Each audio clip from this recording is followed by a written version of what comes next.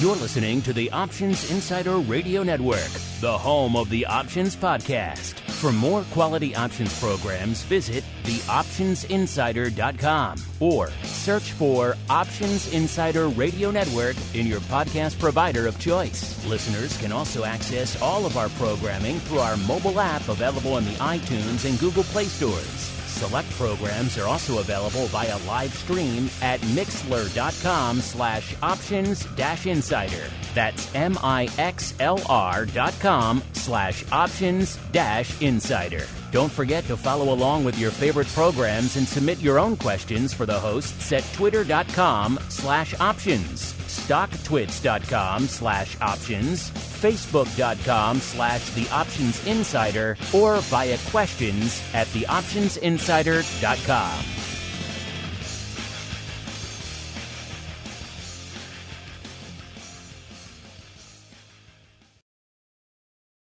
Gold, crude oil, corn, soybeans, and more. With so many tradable products, the futures options market can be an intimidating place. How can you possibly keep track of the latest trading developments across so many different products? Don't worry, we've got you covered. Welcome to This Week in Futures Options, the program designed to help active futures options traders stay on top of this ever-changing marketplace. Each week, we'll break down the top trades, hot products, volatility explosions, and much more. This Week in Futures Options streams live, so be sure to check out our live stream via the Mixlr app. That's MIXLR. Or join our live chat room at mixlr.com/options-insider. Whether you're an experienced veteran or a newcomer looking to separate the wheat from the lean hogs, This Week in Futures Options has the information you can't find anywhere else. This Week in Futures Options is brought to you by CME Group, the world's leading and most diverse futures and options exchange. For more information and educational resources about futures options at CME Group, visit cmegroup.com/options. This Week in Futures Options is also brought to you by FTSE Russell, a leading global provider of benchmarks, analytics, and data solutions. For more information, please visit ftserussell.com, cboe.com, and cmegroup.com. And now, get ready to break down the latest futures options trading activity. It's time for This Week in Futures Options. All right, everybody. That music means we are back once again for TWIFO, This Week in Futures Options, the program where we break down all the action over there at CME. What's lighting up the tape to the upside and to the dark side? What's going on with the volatility, the unusual activity, the skew, all that good stuff, and a whole bunch more. My name is Mark Longo from theoptionsinsider.com, as well as, of course, from the ever-exciting, at least we like to think so, Options Insider Radio Network. Reminding all of you on-demand folks, if you like what you hear, keep rating and reviewing. It really does help. You could argue it's even more important now than ever, even though the network's been around for, 15-odd years. Those new reviews do help all the new people who are continuing to discover these markets and this content every day. Of course, if you want to go above and beyond, enjoy the live, ask questions live, not just for this show, but for pretty much everything we do throughout the week, and also get access to some other exclusive shows as well. TheOptionsInsider.com/secret club is the place to go. Not so much a secret anymore, but fun nonetheless. And of course, however you listen live after the fact, we want to hear from you folks. So your questions, your comments, your insights, your pearls of wisdom. We do indeed enjoy hearing from you. Let's see who we're hearing from on the program today. Holding down the CME and FTSE Russell hot seats today, we've got CARLEY Garner, the senior analyst and broker over there at DECARLEY Trading. She's also the author of a few books, including Trading Commodity Options with Creativity, Higher Probability Commodity Trading, and a trader's first book on commodities. CARLEY, welcome back to the TWIFO program. Thank you. It's good to be here. Appreciate it. It's been a rough week, so if I sound a little drab, you'll know why. I was going to say, you picked a boring week to come on. Not much to talk about at all this week. You know, it's kind of, we might as well just end the show now. There's literally nothing to talk about. Right. I really miss boring weeks. I'm telling you, this is getting crazy. It's like we haven't had one of those for a couple of years now. So yeah, a little bit of boredom. I don't want a whole 2017 again where nothing happened, but a little bit of boredom could go a long way right now. Know what else goes a long way, listeners? It's the Movers and Shakers Report. So let's get to it. It's time to find out what's rallying on the light side and falling to the dark side at CME Group this week. It's time for the Movers and Shakers Report. All right, everybody. Welcome to the Movers and Shakers Report, the portion of the show we break down everything lighting it up to the upside, a.k.a. the light side, and to the dark side. Over there at CME this week. You probably can guess what's moving and shaking this week, but nonetheless, let's crunch the numbers. CARLEY, you are our guest. I will give you pride of place. Where should we begin our journey this week? To the light side or to the dark side, madam? Let's go dark. All right, let's do it. To the dark side we go. And actually, if you check out the reports for yourselves, listeners, which you can do if you follow CME over there on Twitter, we also tweeted out right before showtime as well. You will see that we are, shall we say, a little bit green biased this week. So not a ton of dark side to sink our teeth into, but we shall endeavor to do so nonetheless. Number 5, things are getting a little quiet, at least to the dark side, when we've got FX making it into the Movers and Shakers. It doesn't often happen, but number 5 is the peso, the old peso USD, off about 1/3%. So that kind of shows you the slim pickings on the dark side this week. Number 4, live cattle, off 1.12%. Number 3, the old Euro USD, off about 1.12%. Maybe if there's time. I'm not sure if there will be time, but maybe if there's time, we could parse a little FX. It's been quite some time since we've done that on the show. Number 2, feeder cattle, off 1.52%. It was number 4 in the same direction last week, off a little over 5%. And number 1 to the dark side this week, taking a bit of a breather, is the euro dollars, off over 11.34%. Again, take some of those numbers of the euro dollars, bit of a grain of salt. It's kind of a bit of a moving target with so many different expirations all going off at once, but still a lot of dark side there for the euro dollars this week. To the light side now we go. Now, if you're going to guess the usual candidates out there of Bitcoin or lumber or maybe nat gas, you might be a little bit surprised this week because none of them are in our top 5 this week. Bitcoin's actually only number 9. It's still up almost 11%, 10.97%, but it's not enough to crack the top 5 this week. That shows you how much action we have in the upside this week. And a lot of it is going to be in the ags, listeners, and of course, a little bit of energy. Both of those a little bit in flux right now. Number 5, KC wheat, up 17.86%. Listeners, that's a huge move for wheat, and we're not even done talking about wheat. Number 4, WTI. You've been seeing the headlines, crude getting a bit of a lift off of this Ukraine situation out there. That continues this week. WTI up 18.66%. Number 3, it's RBOB, up 19.79%. Staying in the energy for number 2, listeners, it's heating oil, up 21.07%. And the big dog this week, listeners, kicking Bitcoin to the curb, kicking nat gas to the curb, kicking lumber to the curb. It's Chicago wheat, up 29.59%. I mean, these are just historic numbers here for wheat. So I do believe we have to start our journey this week in the ags. It's time to get our hands dirty exploring the latest options, trades, and trends in corn, wheat, soybeans, and more. It's time to talk ags. Some of our listeners were prescient. Everyone was talking about energy in the lead up to the invasion. Some of our listeners were asking about the impact on the wheat markets, and they knew what they were talking about because these days it's all about wheat out there, listeners. Hovering right around 14-year highs.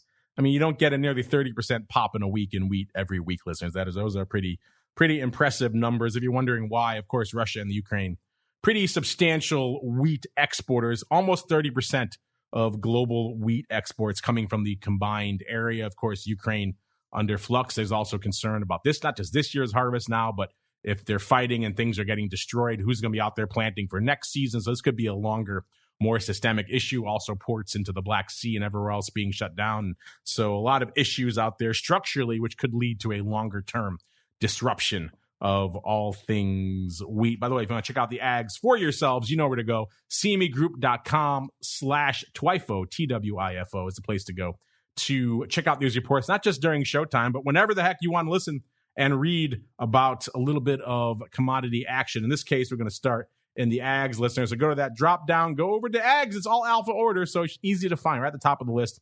Then we're going to hang out, go down a couple of notches, go below the grains and oil seeds and corn, and click on the wheat, and we're going to hang out in SRW wheat first, which is, of course, the Chicago wheat. CARLEY, I do believe it was the last time you were on with us, maybe in our pro Q&A where our listeners were asking you about wheat. So they were early on to this disruption, but obviously ags coming in the spotlight in a way they haven't in some time. CARLEY, what's been lighting up your tape over there at DECARLEY this week as we're seeing this incredible upside in wheat?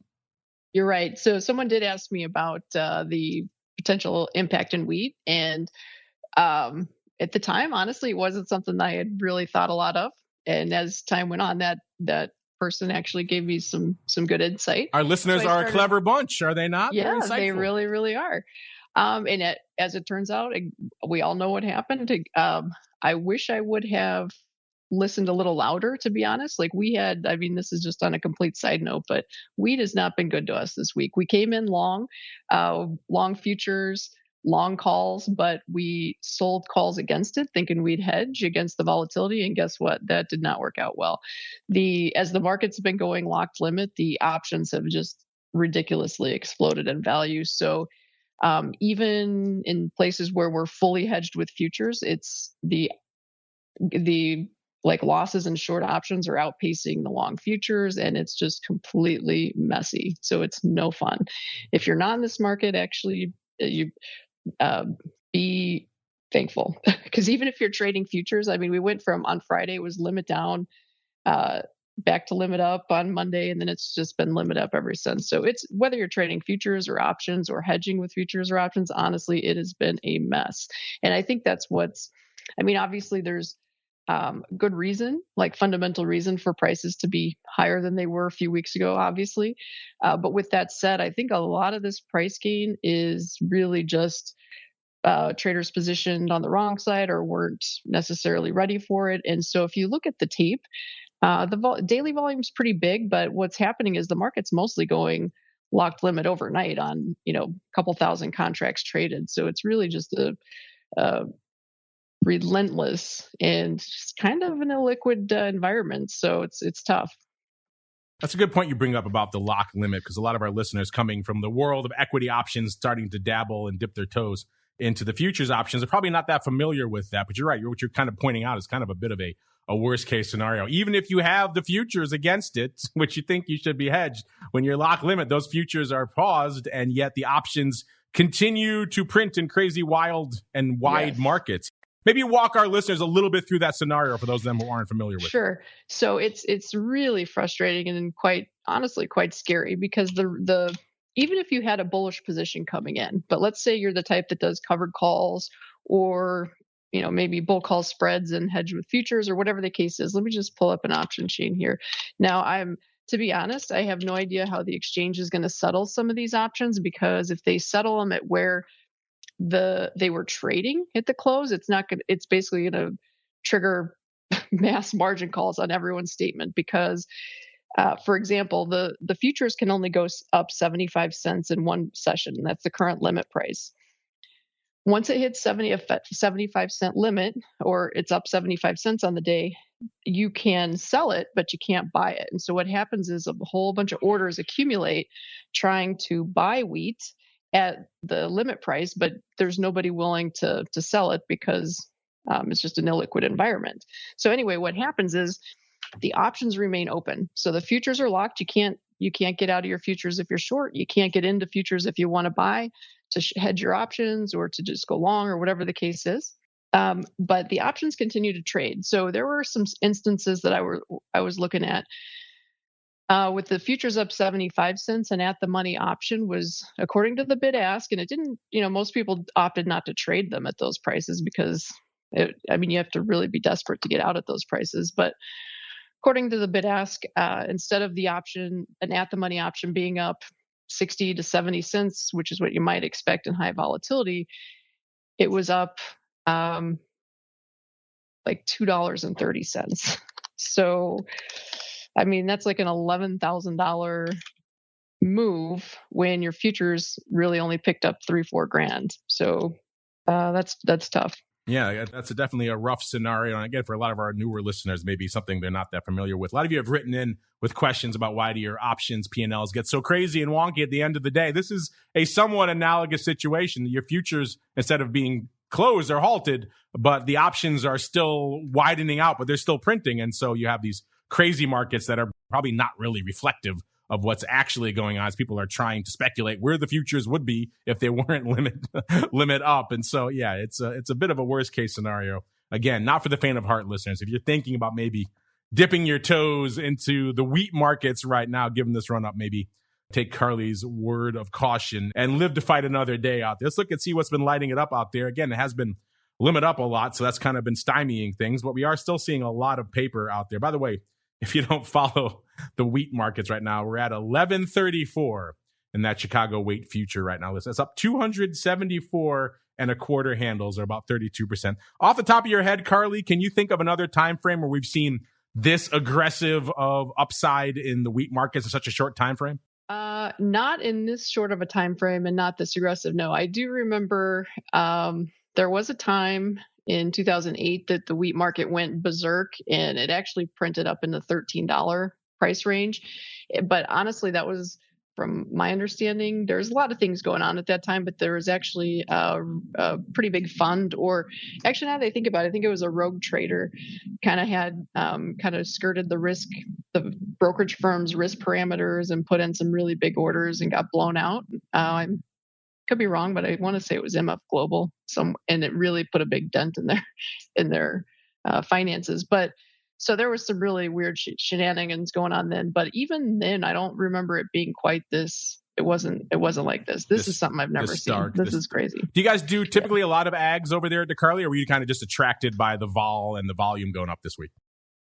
We do a lot of ags, but it was.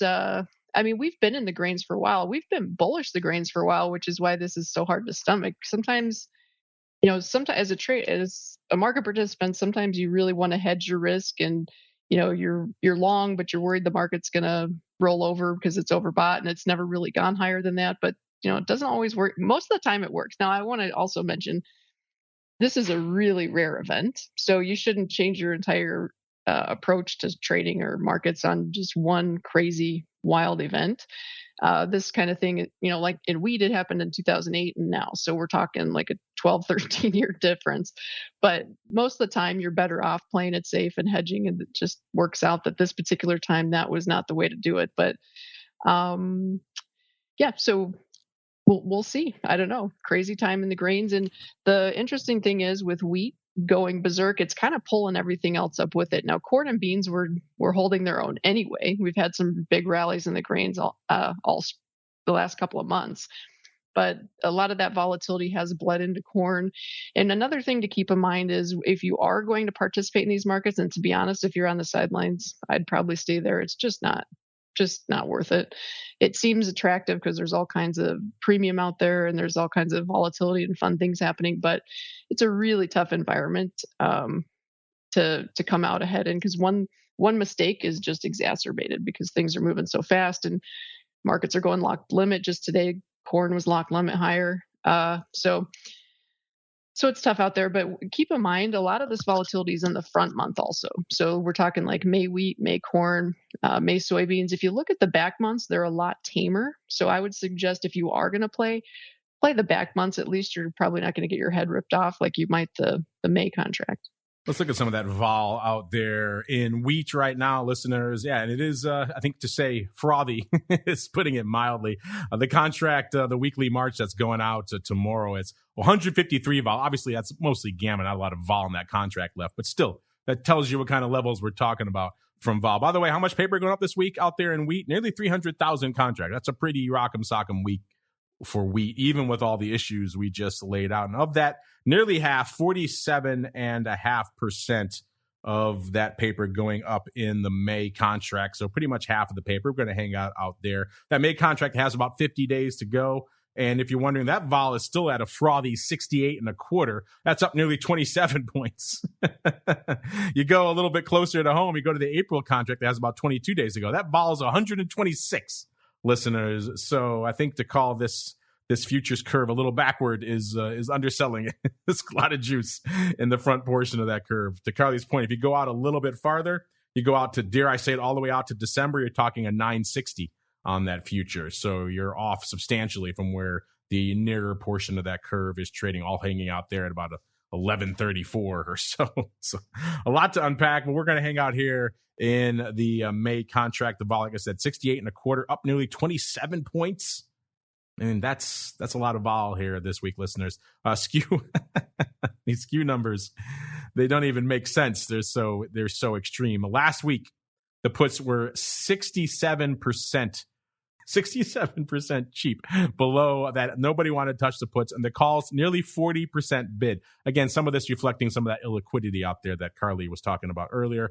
This week, things have actually settled down a little bit, which may surprise you, but the puts only about 8% cheap, and the calls this week only 7% bid. So again, we've blown through most of the call strikes that were bid last week anyways. Not a lot left to bid unless you're extremely optimistic. You think there's a lot more upside to be had here in wheat above these 14-year highs. In terms of the most action, you may be saying to yourself, what was the hot contract out there this week? And as we blow through the par strike, the 1,000 strike, not surprising to see that one dominating the tape this week. 15,600 of the 1,000 calls going up out here in May this week. Pretty active all week long. The busiest day was yesterday, about 6,500 yesterday. A lot of that closing. So I guess as we broke through that strike, people scrambling to take it off. Tuesday, 4,300. Monday, 3,800. Today, actually not a lot, only about 1,000 going up today. So maybe reflecting some of those limit issues that CARLEY was talking about. Number two, right behind it, we have the 1,100 calls. So a bit of a call strip lighting it up this week, listeners. About 11,000 of those going up this week. The big day again yesterday, 6,000 there. So maybe some rolls going on there from the 1,000, the par to the 1,100 strike. Very similar size paper going up there both days. Also about 3,600 today. So active today, unlike the pars, and 1,100 going up on Tuesday. And right behind it, we have the 1,200. So again, a bit of a call strip here. No surprise. The big day also yesterday, 4,100 of the 1,200 calls going up yesterday, followed by 3,800 today. So it remains active today, and 2,500 on Tuesday. Not a lot going up on Monday in pretty much most of these strikes. Let's look a little bit farther afield, see if we can see any other aberrant prints here. Again, 1,300 is going up.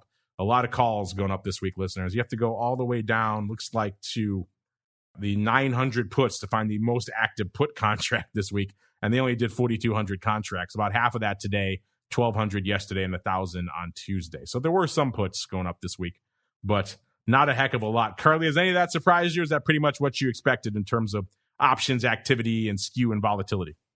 No, that sounds par for the course. I'm not surprised. Not surprised for the numbers. I'm surprised to see what we've seen this week. Yes, that is definitely true. You want to hang out a little bit more in the ags, or should we head on into energy next? You're our guest. I'll let you choose where we go next. Sure. Energy's not much more pleasant, but let's talk about it. Yes, not much more pleasant either. So let's move our movable options feast over there next. It's time to tap into the deep options well of black gold, Texas tea, nat gas, and more. It's time to talk energy. All right, everybody, welcome to the energy sector. You guys know where to go to find this. Go back into that drop down, pop it out of ags, scroll down a couple of notches to energy, and then we're going to hang out here in crude oil first, and maybe we'll get to nat gas a little bit later as well. CARLEY, a lot's been lighting it up in the world of energy. A lot of the focus has been nat gas on the show of late. That's been one of the big movers and shakers, but WTI, no slouch there as well. Back over the par strike, the 100 strike here for the first time in quite some time. What's been lighting up your tape in the world of energy this week? So you're right. It's basically exactly what we saw in natural gas last fall with the explosion in volatility and all the chaos is now playing itself out in crude oil. So we went from crude oil has been in a pretty strong uptrend, obviously, since early December.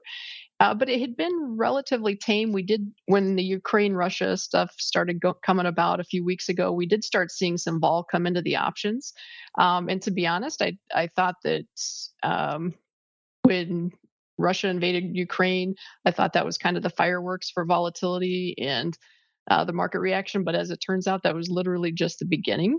And so, there's been some tough trade on the tape there as well. I know anybody that tried to hedge, like for example, we had clients, unfortunately, with similar situations in wheat. We had bullish and we had kind of neutral spreads on option spreads. And when the market had first started to rally above 100, we scrambled to buy futures against it to hedge. But anybody that did that was sorely mistaken. Actually, I think we started hedging in the high 90s, but it really doesn't matter. The first time we reached 100 in the front month, it literally dropped $10 immediately afterwards, and pretty much shook out anyone that tried to hedge their upside risk. And that's, I think, what paved the way for this really big volatility spike, because anybody that hedged on that initial rally was probably washed out. Most people won't hold on to a hedge for $10, $11 in crude oil. That's $11,000 per contract. And so when the market opened back up on Sunday night and it immediately started pushing higher, it was hard for people to get hedged. And then as it just kept pressing higher, and I mean, we're seeing moves in oil that normally take months at the shortest, but probably several months, and we're seeing it in a day. So plenty of volatility, most of it bad. I'm guessing that a lot of people were caught on the wrong side, and that's why you're seeing all the big spike. I would also point out that if you look at the spread market, the spread between the front month and the back months just went wildly into unnatural levels. So that tells me there's probably a lot of spread traders that were caught off guard. For example, if somebody was short the front month, the April, and long June or July, what they found was April was screaming higher, but their hedge position, which was being long the back month, was barely moving higher at all. And so it squeezed a lot of traders out from what I can see, and probably was pretty painful. So hopefully somebody made money on it. Wasn't me. Yeah, the spreads definitely got whacked this week. Looking right now again. They did.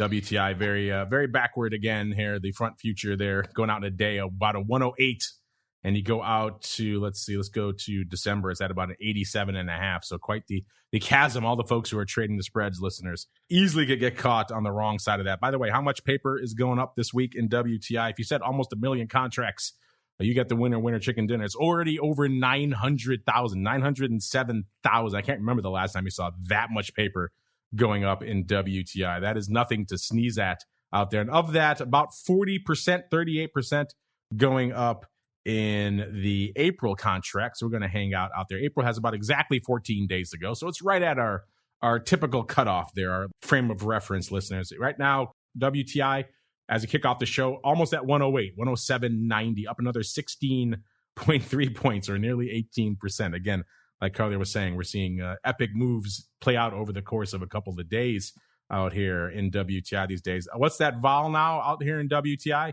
If you said 76, you're also the winner out there. 76 and about a third, up 26 handles just over the span of this week. So a lot of vol surging into WTI as we're hitting these astronomical levels. Let's look at the skew here really quickly. Kind of a similar story to wheat, in that things were extremely outrageous last week, a little bit more settled this week. Last week, the puts were 8.3% cheap to the at-the-money vol. Last week, the calls, 16.9% bid. So there was a lot of premium in the upside calls. Hard to argue that wasn't merited given the move we saw over the course of this past week. This week, the puts have come in quite a bit. The puts are now only 2.1% below the at-the-money, and the calls 6.4% rich. So not a heck of a lot of skew out there in either direction right now. So maybe that indicates a little bit of the market settling out. Let's see here. Let's look at some of the paper that we've seen going up this week. And looks like it was the 120. Man, 120.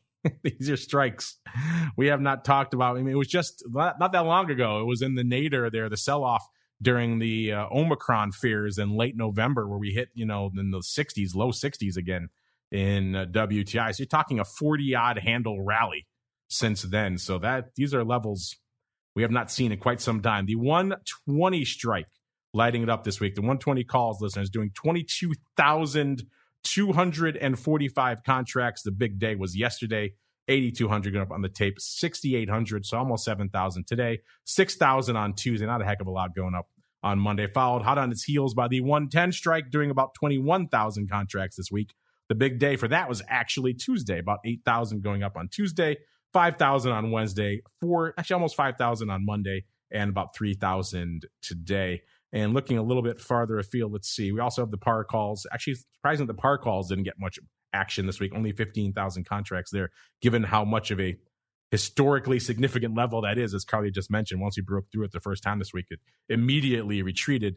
Now let's look really quickly to see if we see any other interesting strikes going a little bit farther out. Seems like it's, as you might expect, listeners, all calls all the time. The par calls trading 14,000 times here in June. The 120 calls going up 5,000 times here in July. Par calls also active here in August. 110 calls here in October. So pretty active across the board, as you might expect on the call side. I don't see any really aberrant. You have to go all the way down to about a little bit less than 14,000, 13,700 to find the most active put this week. That was the 90 puts, also here in April. Again, doing about 14,000 contracts. The big day for them was Tuesday with about 5,800. The rest of the week, much less. So intriguing stuff here. Kind of all calls all the time, which I think most people expected. Looking a little bit farther out, I don't see. The 120s were also active in December of 2023, doing about 6,000 contracts there. So it's kind of all calls all the time across the entire term structure. Is that pretty much what you expected as well, CARLEY?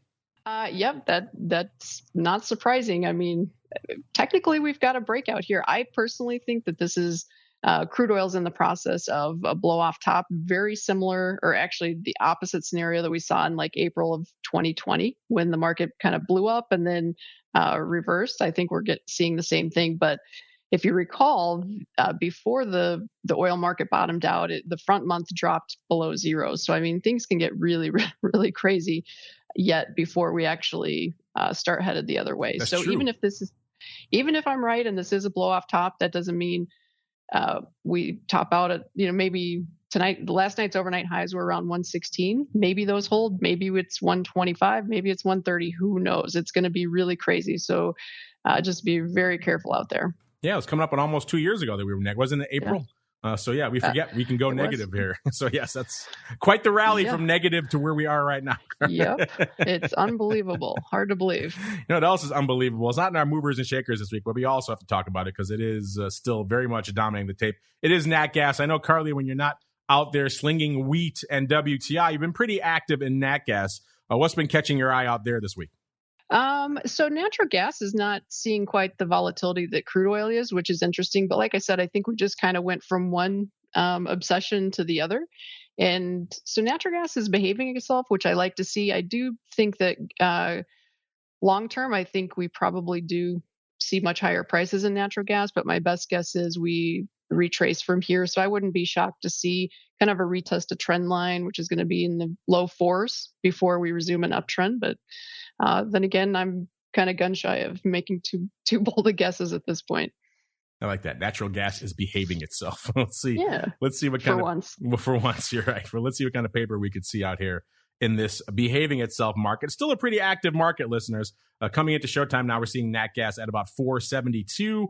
It's up about almost 5.5% on the week here. Still not enough to break into the upside movers and shakers this week, listeners. You needed quite a big move to break into the top 5 this week, but still 471,000 contracts on the tape in nat gas this week. So that is nothing to sneeze at. And of that, about 37.5% of that paper going up in the April contract, which has about 25 days to go. So we're going to hang out there. How's the vol looking in nat gas? Well, as CARLEY mentioned, it's starting to behave itself, coming in a little bit. It's hit about exactly a 50 this week. It's off about exactly 7 points over the course of this past week. So that vol getting a little bit more manageable. It was in the triple digits not too long ago. So a 50, far calmer by comparison. In terms of the skew, last week the puts were 4.7% cheap. This week getting cheaper, 7.7% cheap.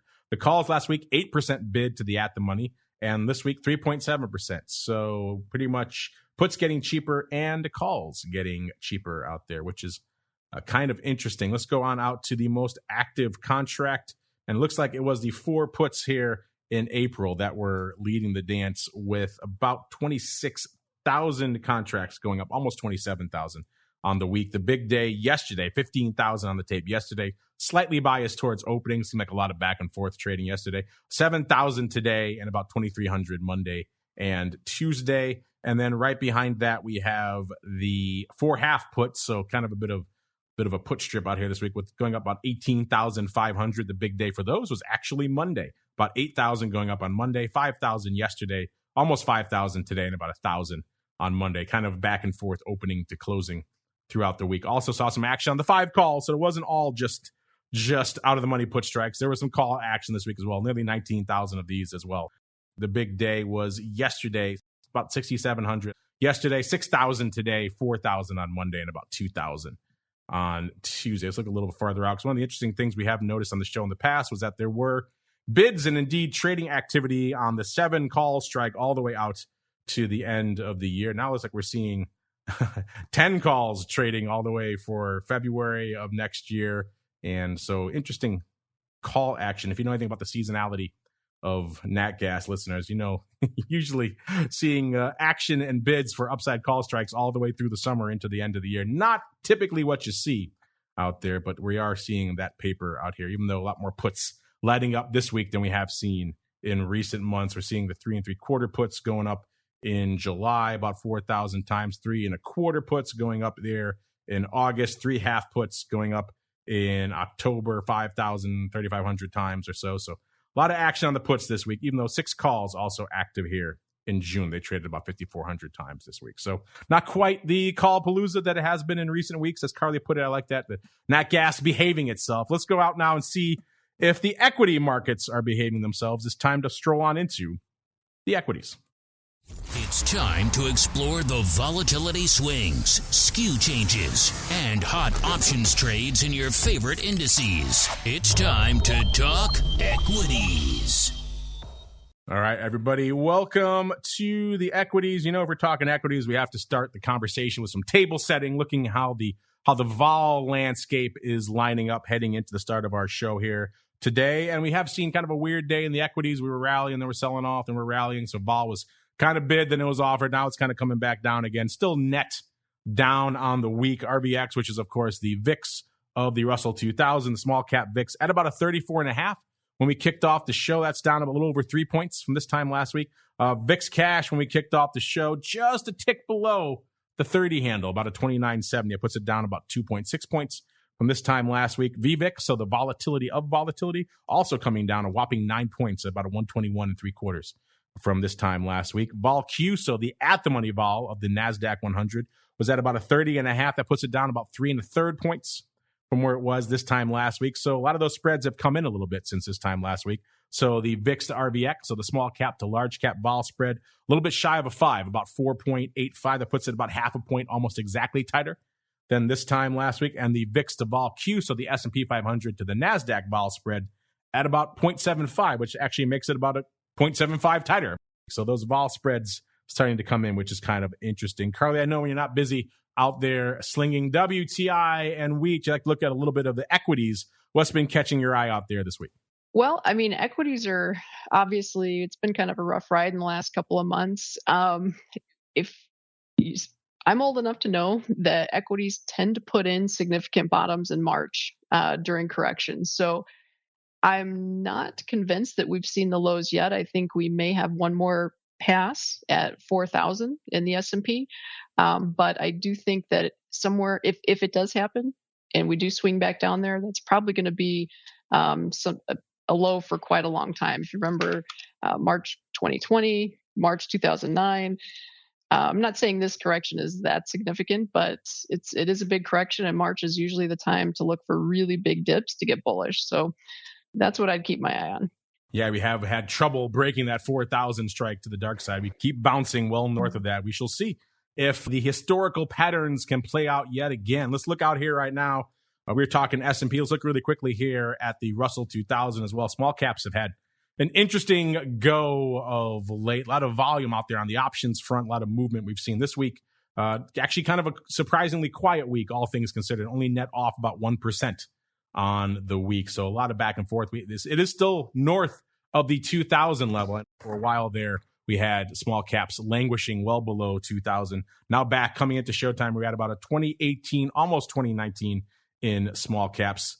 If you're wondering what is the vol out here, let's go out to the March contract that has about 15 days to go. That did about 33% of the paper this week. The vol out there about a 33.5. So that's pretty close to what we're seeing out there in RVX. Remember, RVX is more of that kind of rolling 30-day implied measure. We're only going out about 15 days here in this March contract, but 33.5, that's up about 3.25 points on the week. So a little bit of action out there. And in terms of the most active contract, I said we're hovering right about 2019 or so in the small caps. It's the 2,000 puts that's been leading the dance out here. Looks like in March, that was where our most active contract was, over 1,000 going up out here this week. The big day was actually Tuesday, with a good chunk of that closing on Tuesday. It's like a 2,220 maybe vertical going up. Similar paper on both days on Tuesday. So maybe taking the 2,000s off, rolling them to the 2020 puts. So that certainly makes a lot of sense. Closing on the 2,000s, opening on the 2020s on the same day. So maybe a bit of a roll out there. Beyond that, everyone's always interested in the small delta calls, the 20 halves that are going out tomorrow. They were pretty active this week as well, and they would certainly qualify as small delta now. They have 1 day to go. So we'll keep an eye on those as well. In terms of other maybe interesting or aberrant prints, we've got the 1980s going up out here in the week 4 March contract, going up a fair amount. Those are a little bit below 2,000. Interesting strike, not one I expected to see here. And I know CARLEY likes to hang out in the S&P. So let's a quick swing into the E-mini S&P out there as well. See how much paper was going up out there this week. And yeah, it was, as you might expect, a pretty decent week. 2.8 million contracts on the tape out here in the S&P. Does it do some paper? Yeah, I think the answer is yes. And you know the deal in the S&P, 37% of that paper is going out tomorrow. So let's scroll down a little bit farther to find a contract we can actually sink our teeth into. Let's go out here to the March contract. That did about 17.5% of that 2.8 million contracts. That has about 15 days to go right now. By the way, the S&P coming into this segment of the show at about a 43.56, off about 24 points net on the week, or about 0.5% out there. Vol-wise, looking at about a 27.70 in that March contract, up about 4 points this week. Skew-wise, last week the puts were 20.1% bid, and the calls were 15.8% cheap this week. The puts, about 21% bids, not a huge change there. And the calls a little bit cheaper, 17.2%. So we're seeing that traditional equity skew just get a little bit more exacerbated, but not much. In terms of action, we've got a discount for the nonsense puts that always go up in the front week here in the E-mini. Yet again, the 36 quarter puts went up 61,000 times this week. Someone is in love with picking up the nickels in front of the steamroller. They were doing it again this week. If we remove those from the calculation, the most active contract this week was actually the 46 half calls in March, going up about 25,500 times this week. The big day was Monday, 22,000 traded on Monday. It looks like most of that closing, followed by kind of scattered amounts the rest of the week. So a big day on Monday, someone peering back their 46 half position. Maybe they thought that was a bit of a bridge too far. Maybe they had overwritten it and they were taking it off while the getting was good. Either way, 46 halves for closing was the big day. Also, 4400s going up this week for about 25,000 contracts for number 2. The big day for them was also Monday, almost 14,000. So maybe a bit of that was closing as well, though. So maybe there was a 4,400, 46 half vertical that was up that they were started to take off. But either way, closing on both the 46 halves and 4,400s for a lot of this week, which again, given some of the action we've seen out there, maybe not entirely surprising. Let's look really quickly, see if I can see any other aberrant prints in this tsunami of paper, 2.8 million contracts. Looks like everything else is pretty much as you would expect. So, CARLEY, we're kind of coming up against it. We have time for maybe one more complex before we get to the listeners. So what else is floating your boat this week? Do you think we should squeeze onto the show? Well, I mean, honestly, I've had my hands full with energies and grains, so I haven't really looked at much else. I'm kind of surprised that the gold market hasn't gotten more of an upside push than it has. I mean, we had a big rally at the end of last week, and it gave up a lot of that. And now it's kind of grinding higher. So I think gold and silver probably should be on the radar for potential breakouts. So that's something to look at. Another interesting thing I see in the currency markets is both the dollar and the euro are at extremely stretched levels, in my opinion. I know that not everybody thinks that, but I think we could be potentially in store for a reversal there as well. So look at possibly upside movement in the metals and reversal in currencies. You mentioned currencies. I teased a little bit of Euro USD at the top of the show. We don't get a chance. People might forget we have it. It's so infrequently used. The FX drop. So let's head out there next. The dollar, the euro, the yen, and more. It's time to explore what's happening in major currency options around the world. It's time to talk FX. All right, everybody. Yeah, it's not broken. We have the drop. We just never have a call to use it, really. But yes, we're going to talk a little bit of FX right now. DeCarley, is this a big area for you guys over there at DeCarley, the FX space? It can be. I mean, our clients tend to go where things are moving and where they think the opportunities are. So occasionally it's been so quiet in the currency market for, several months, and maybe you could even argue years. Really, we haven't seen any real big moves.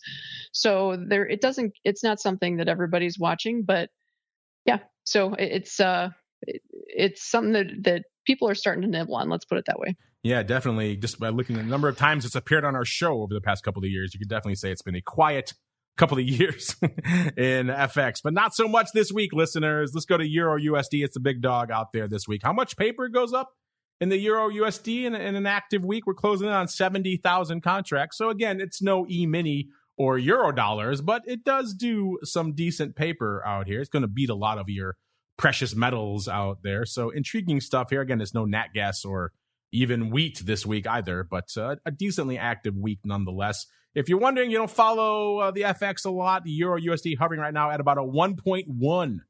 That's off about 0.02 or nearly 2% on the week, which is a pretty decent size move in the relatively staid world of FX. And let's see, of that 69,000 contracts, 37% going up in the contract that expires tomorrow. So behaving very much like an equity out here. Let's go a little bit farther out. Let's go all the way to the April contract. That looks like about almost 30% of the paper this week, about 29%. That has 35 days to go. So we can hang out there. The volatility, if you're wondering, again, FX world not known for a lot of vol, and that's reflected in these numbers. The vol right now in this April contract, a 935. So it's shy of 10. It's still up a little over 2, about 2.2 points. So a big vol move this week out here as well in the Euro USD. In terms of skew, last week the puts were pretty bid. They were nearly 16% bid to the at the money. Again, some of that is going to, just because of the overall low level of vol we're talking about, it's easy to have a 16% bid above that. But still, nearly 16% bid last week. This week, it's come in demonstrably, only 4% bid this week. Last week, the calls were 10.3% cheap. So you had quite the skew on last week. Calls 10.3% cheap. The puts were 16% bid. So a lot of skew action out here in the Euro USD. This week, that has come in as well. Only about 2.9% cheap this week. And in terms of the most active contract out here, listeners, again, these strikes are a little bit funky. The 1.11 puts going out tomorrow did about 2,600 contracts. The big day for those was Tuesday, about 870 and about 750 on Monday. Followed right behind it by the 1.095 puts as well, doing about 2,200 contracts. The big day for those actually today. Then if we go on out to the April contract we were just talking about, the 1.095 puts were pretty active out there as well, doing about 2,000, almost 2,100 contracts. Almost all of it on Tuesday, 1,800 going up on Tuesday. Pretty much all of that closing. So a lot of people unwinding, looks like those 1.095 puts out there in March. Again, these are not products we get a chance to sink our teeth into very often. I just kind of want to scan a little bit to see if we see any other interesting or aberrant prints popping up here on the term structure. Seems like it's mostly on the order of those same kind of puts. So if you get a little bit farther out, 1.15 calls. We're trading in June almost 1,000 times. 1.15 calls also pretty active in July, about 1,000 times as well. So that seems to be, there is some longer term call activity, but in the near term, it seems like it's all puts all the time. Listeners, we got a little bit of time left. Let's see if we can squeeze in some of your questions. It is time for your futures options feedback. It's time for your questions, comments, and insights. It's time for Futures Options Feedback. Submit your questions at twitter.com/options, facebook.com/The Options Insider, stocktwits.com/Options Insider, or via questions@theoptionsinsider.com.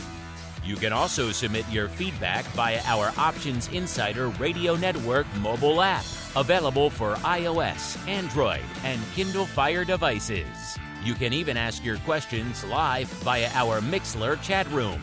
So grab the Mixlr app or just search for Options Insider at Mixlr.com.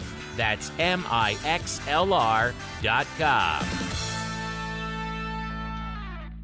All right, everybody, welcome to your segment, the Futures Options Feedback segment. You guys know where to find us at Options on most of the major social media platforms. You cool kids in the Secret Club can always ask your questions live anytime for the shows throughout the week. And let's see. First up, we've got Ellie here.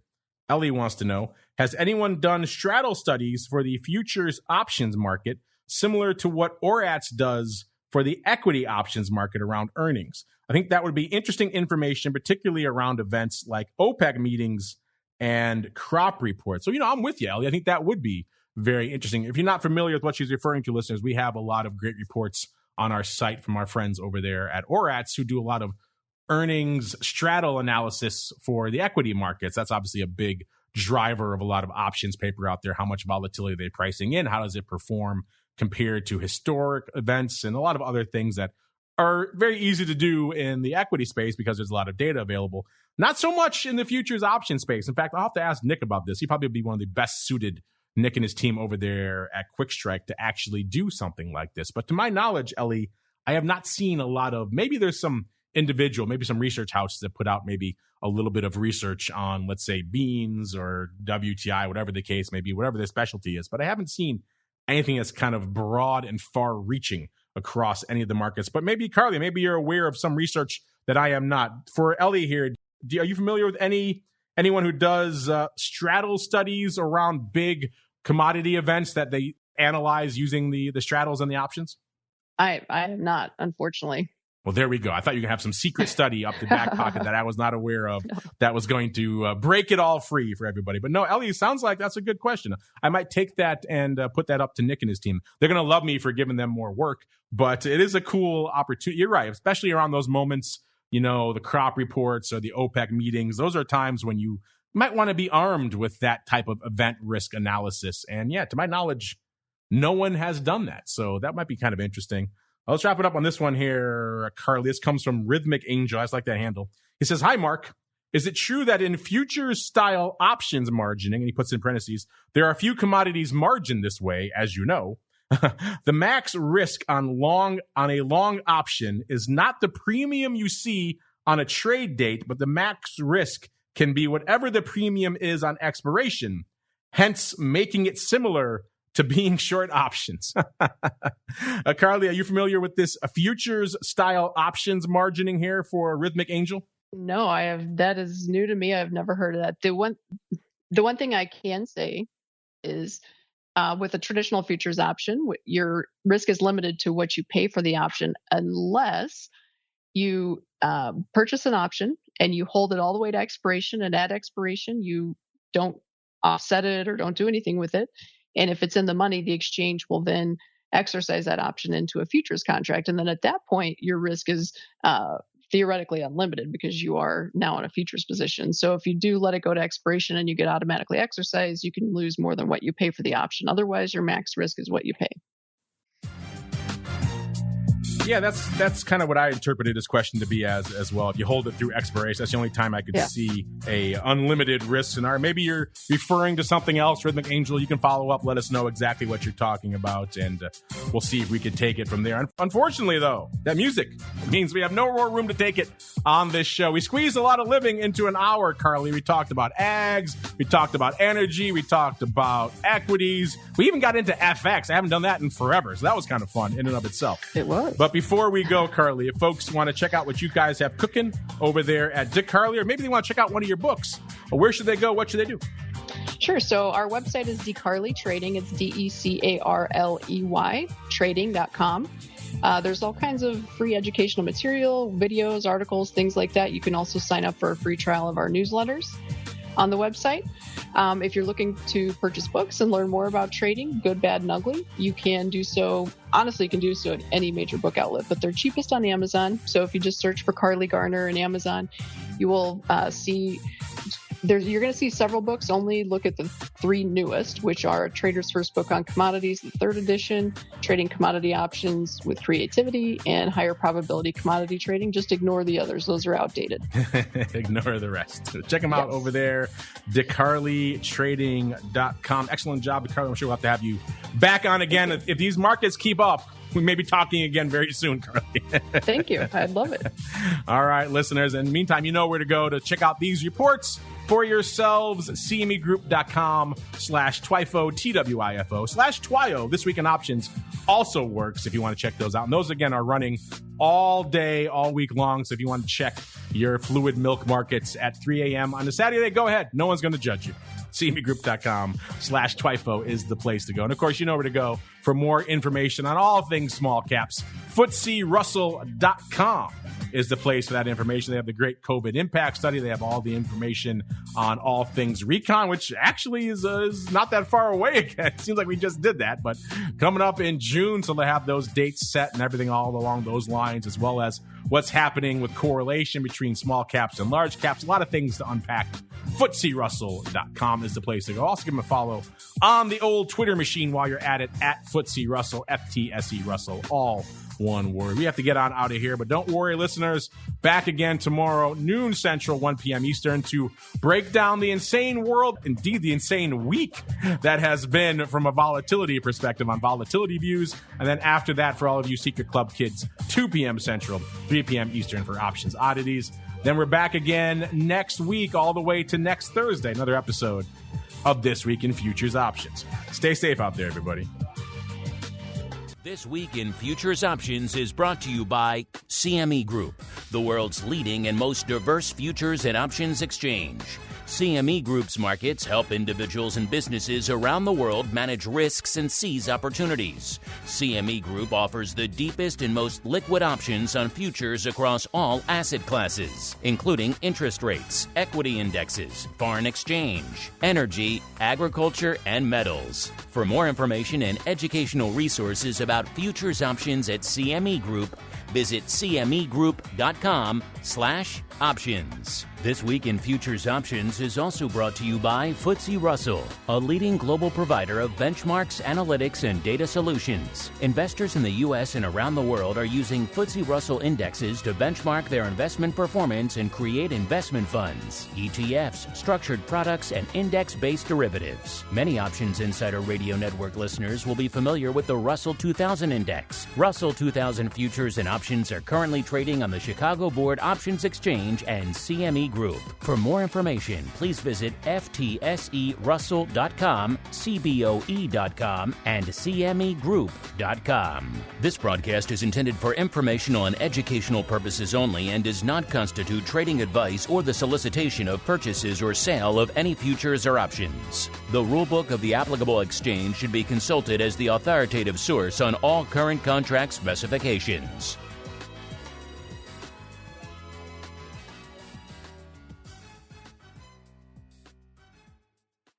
You're listening to the Options Insider Radio Network, the home of the Options Podcast. For more quality options programs, visit theoptionsinsider.com or search for Options Insider Radio Network in your podcast provider of choice. Listeners can also access all of our programming through our mobile app available in the iTunes and Google Play stores. Select programs are also available via live stream at mixlr.com/options-insider.